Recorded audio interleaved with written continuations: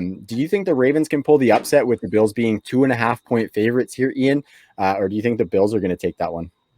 I do not. I was wrong. I thought the Titans were going to be able to take down the Ravens, but wrong year for it. And credit to Lamar Jackson Company for getting that dub. I mean, the dude with the ball in his hand, I think we almost take it for granted sometimes just how electric of an athlete Lamar Jackson is. And it's like we all know he is that good. So because of that, we just, pick apart his passing game. But we're comparing him to passers that couldn't even dream of doing the things that Lamar can do on the ground. So, it is what it is. He's always going to, get his hatred and people, non-ironically calling him a running back in these highlights. It's like, yeah, he runs like a running back. And guess what? He's a pretty good passer too, because you can't freaking do normal coverages against a guy that can run like that. But, story for another day. Either way, the one concern we do have in this matchup is a Bills offense that, we've seen move the ball up and down the field pretty much all season long. And the Ravens, who great run offense, but, as okay as Lamar is a passer, yes, we do know there's plenty of limitations there. Bills pass defense has been just fine this year. Their run defense has been bad, but I think this is an example that we see all across the league where it's a bad run defense, but it's more or less because the Bills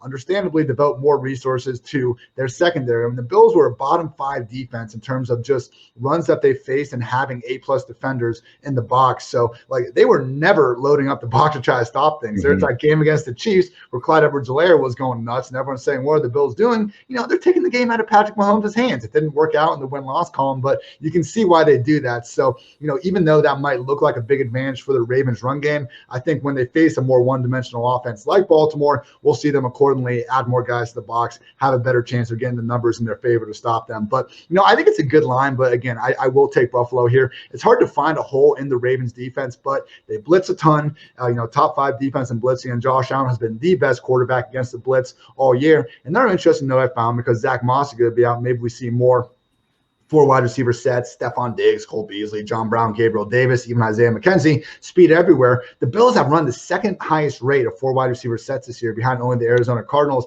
You look at the Ravens, 21st in yards per attempt versus 4 wide receiver sets, 23rd in explosive pass play rate, 26th in passer rating. So, we'll see if that comes to fruition. It's not going to be more than, a couple handfuls of snaps, but a couple things to keep an eye out for, because Marlon Humphrey, Marcus Peters, Jimmy Smith, hard to find a weakness in these guys, but maybe the Bills have just what it takes to get the job done. So give me Buffalo -2.5.